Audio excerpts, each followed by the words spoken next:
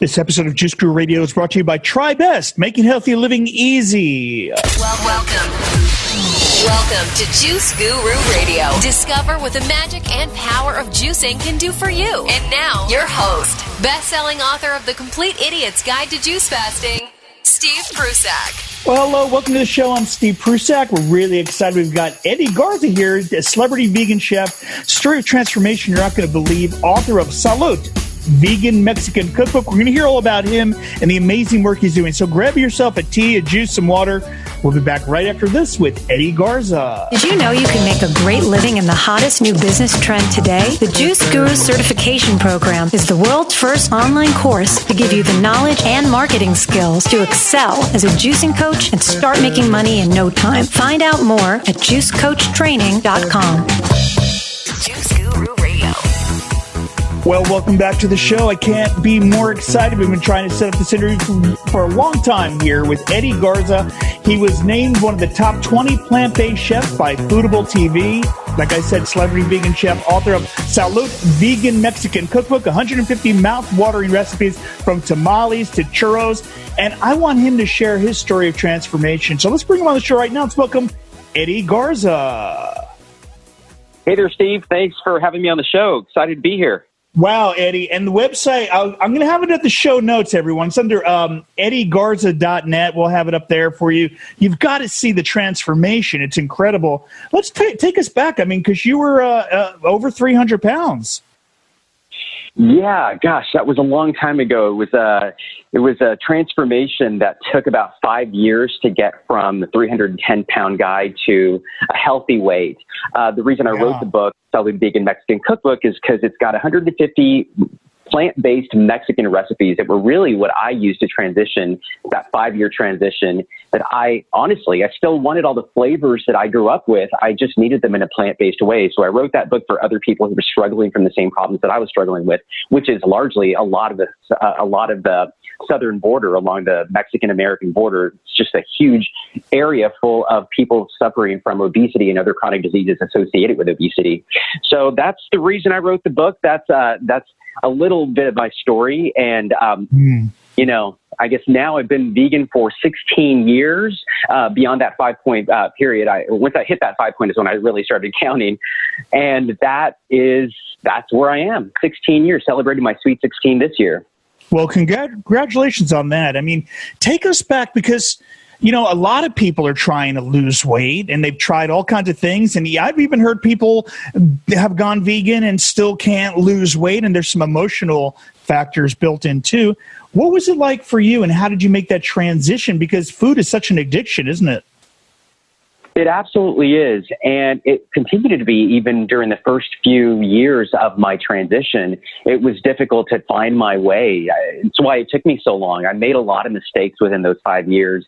And at one point, I almost didn't think that I was going to continue until I learned about the other implications of eating meat that was beyond my own health. It was the health of the planet and also what's happening to animals on factory farms. So it was at that point that I said, I really got to learn all about vegan nutrition because I want to be vegan, because that is who I identify as. Or at that point, I had identified as a vegan, as somebody who wanted to be a champion for the planet and for the animals, but also I had to protect my health.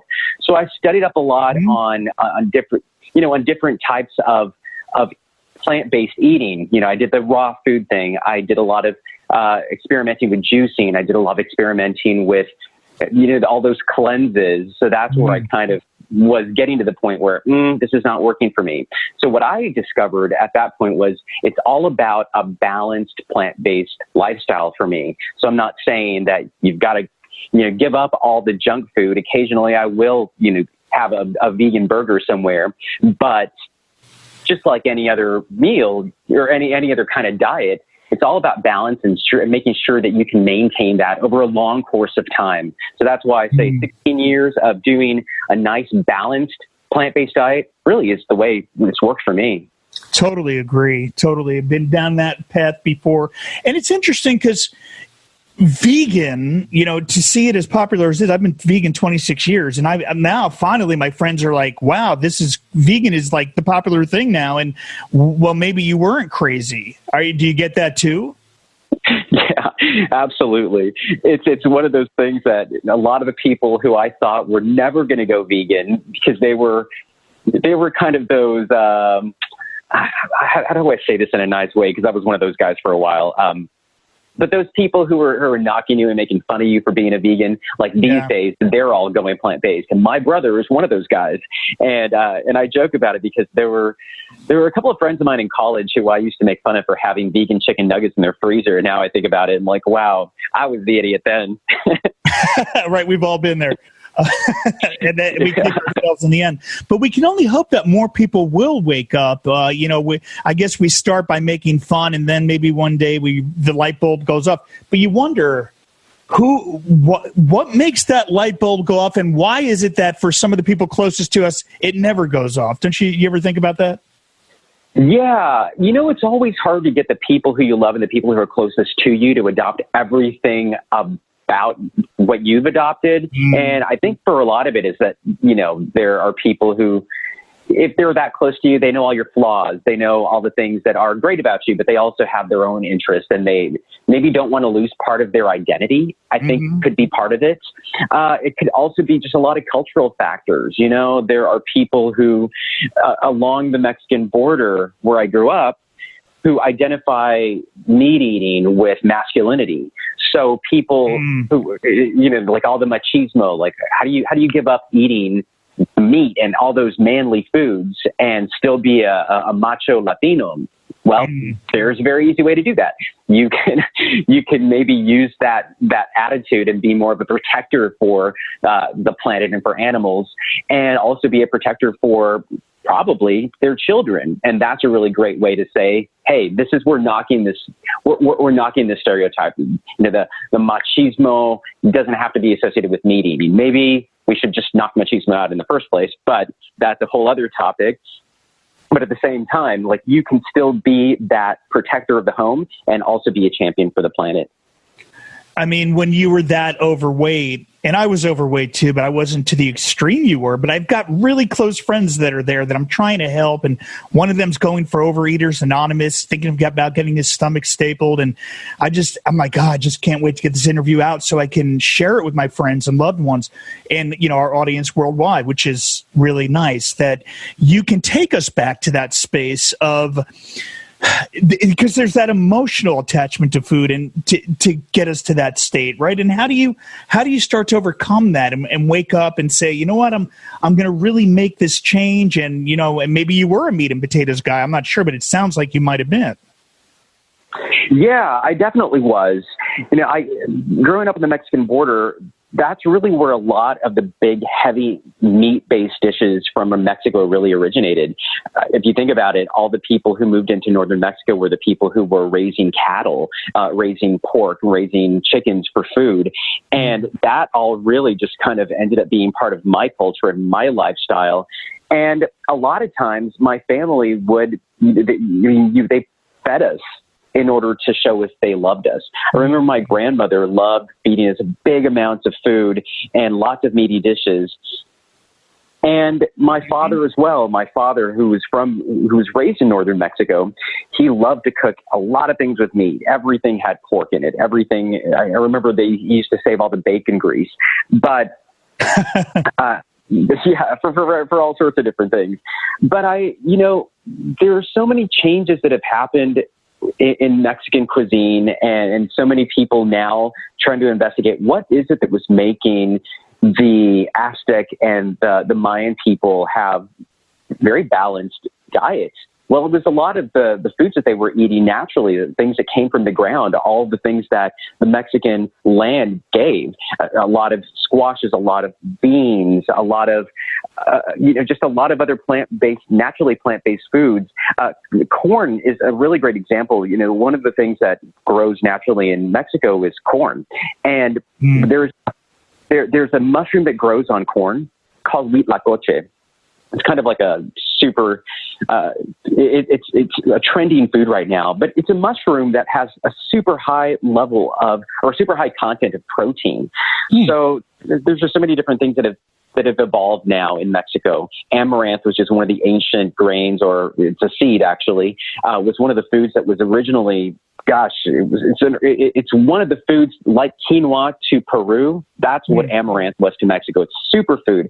But when the Europeans came into Mexico, one of the things that they did was they banned the cultivation of amaranth because it was used in pagan rituals by the Aztecs.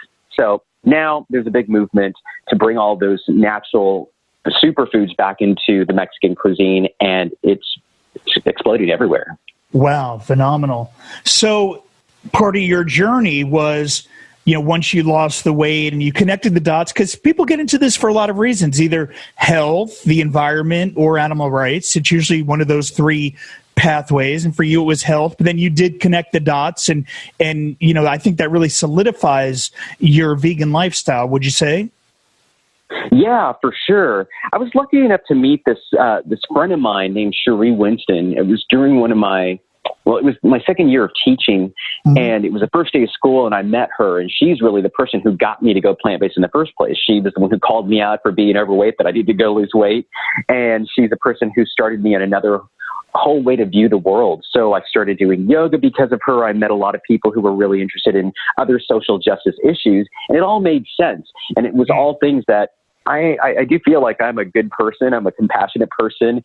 And how can I apply this compassion to every aspect of my life? And I think a lot of people are like that. It's not just me. I'm not just some random anomaly. I think a lot of us want to find that path. I hear that all the time. Every time I go and do an event in Mexico, people are there to try to learn how to do this. They want to do this. They just don't know how to do it. So it's cool that there are so many people now all over the world who are going and spreading this message and making it accessible to the people. What would you say were some of the stumbling blocks or, challenges when you started down this path of juicing, cleansing, eating raw foods, and then vegan, healthy diet, finding your balance?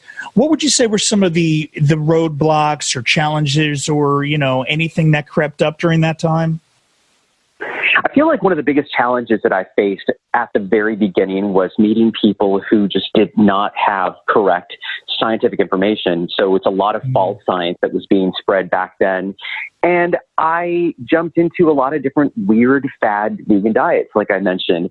And one of them was doing really long juiced fasts for no reason other than everybody else at work was doing it. I was working at a vegan restaurant at the time, but so many of us were doing those types of things, and without any supervision, without really knowing what we were doing, just that, I know that this person's doing this thing. Let's do it. It's 10 days. No big deal. And I feel like a lot of that stuff was kind of like the beginning of, at one point, like I mentioned, it was sort of the beginning of what could have been the end for me. From that diet, I jumped into another all raw foods, but everything super highly processed. There wasn't just raw foods like eating bananas or kale or eating naturally raw foods. It was all very highly processed raw foods that just happen to be raw, but all put together and blended into this package of really dense and high fat, and just wasn't making me feel good. I felt not right. So from that diet, jumped on to another one, which was doing 3-day fasts with a juice, or rather with a cayenne water cleanse. It was a master cleanse. And I started thinking, why am I doing this? Why am I doing all these things? Really, at the end of the day, for me, it's what worked for me before. It was eating a more balanced vegan diet, and now I just want to add those flavors that I like, and I'm just going to do that. So I did that, and that's when it started really making sense. I started reading more books about balancing nutrition, learning really basic things that a lot of us don't think about, not just eating more fruits and vegetables, but eating a larger variety of fruits and vegetables was really working for me. Switching things up, like eating different types of grains, different types of seeds, and getting enough calories above all. I did notice that one of the things that was a stumbling block at the very beginning was that I just wasn't eating enough calories for a guy who worked in a kitchen for 12 hours. And it made sense that I was feeling unhealthy. And it made sense that I just wasn't processing my foods right because my body at some point had gone into a starvation mode. It's just like things like that. So I still feel like that is a problem with a lot of new vegans, that they're still finding a lot of this information from false scientists who are spreading information about eating 800 to 10 or to 1,200 calorie diet when you're a working person, an adult. So those are the things you got to really be careful. I'd pay attention more to websites like nutritionfacts.org that not just looks at one or two pieces of scientific evidence, but looks at a large range of scientific research, combines it to come up with some things that are just very, like, it makes sense. Every single research project came up with these things. So now we know that because there are, X amount of studies that say the same thing, it's likely that this is true science versus this diet is going to work for you because it worked for me, and, so on and so forth. So it still is a problem, I think. And I'm glad that there are many people out there like Dr. Greg or Dr. Mauricio Gonzalez, who does that in Spanish language, and so many others. Oh, yeah, we are definitely. And the science backs it up, so there's no disputing it. It's funny how we have a tendency to overcomplicate things and come out with different variations and controversy and adversary when everyone can agree we should eat more fruits and vegetables. Less processed is best. I think the studies prove that to be true. Right.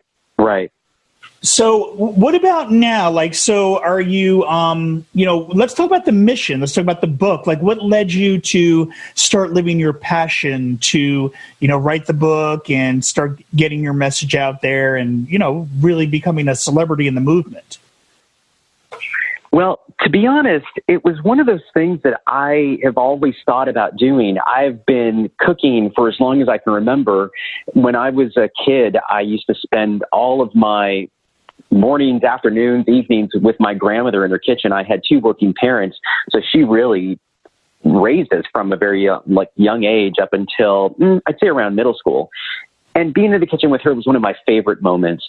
So it's something that I always wanted to do. I had been wanting to write a book. I just didn't know what that book was, and it made sense at that point. It was like, my grandmother is luckily still alive. I want to give her the gift that I won't be able to give her in maybe 20 years. I need to do this now. So I decided I'm going to make a Mexican vegan cookbook because it's going to feature all the recipes that I learned from her, but in a plant-based way. I know that she was really proud of me as soon as I lost the weight and had gone vegan and was interested in so many other social justice causes, that she raised me to be compassionate, and she was happy to see that I was taking that compassion in action.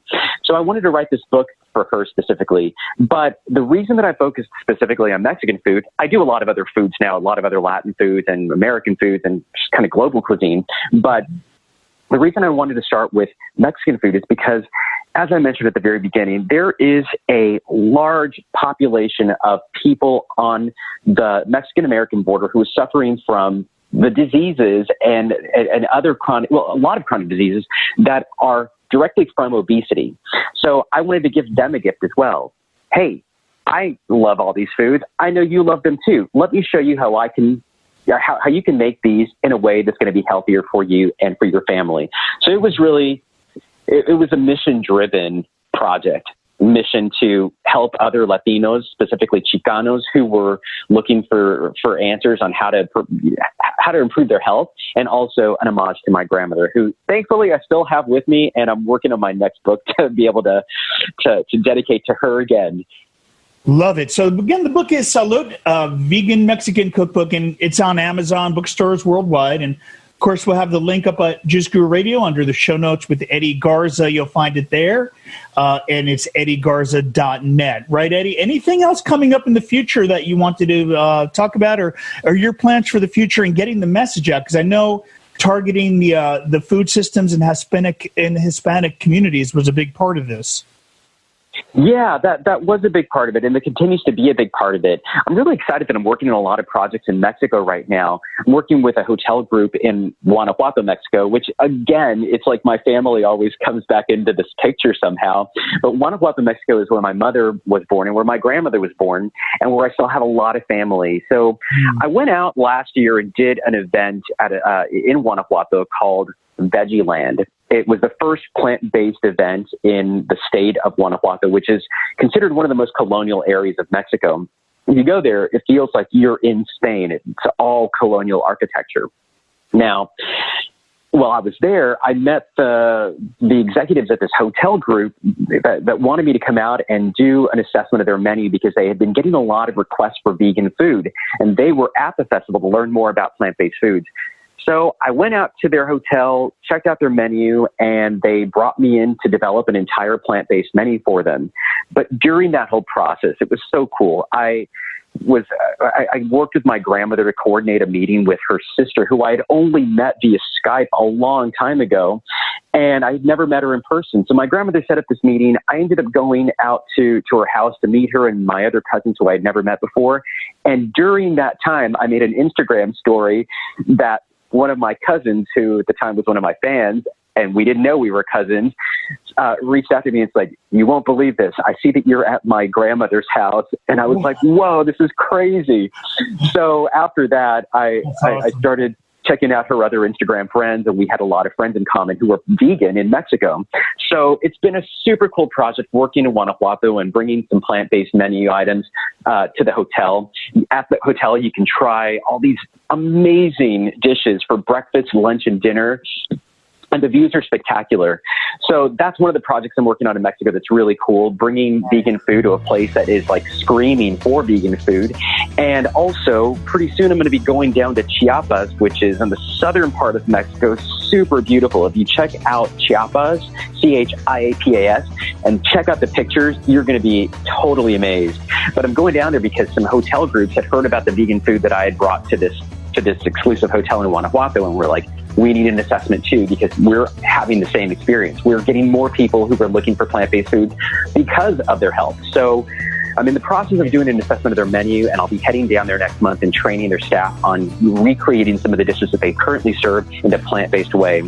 And then also next month, I'm going to be doing a plant-based summit. It's the first online summit that we're doing that has, I think, something like 15 to 20 people on a 20-hour summit that's going to be online in Spanish for the first time ever. So lots of exciting stuff happening in Mexico, and I cannot wait to go and share this food and share my experiences and share what I've learned over the years to a population that is just hungry for it.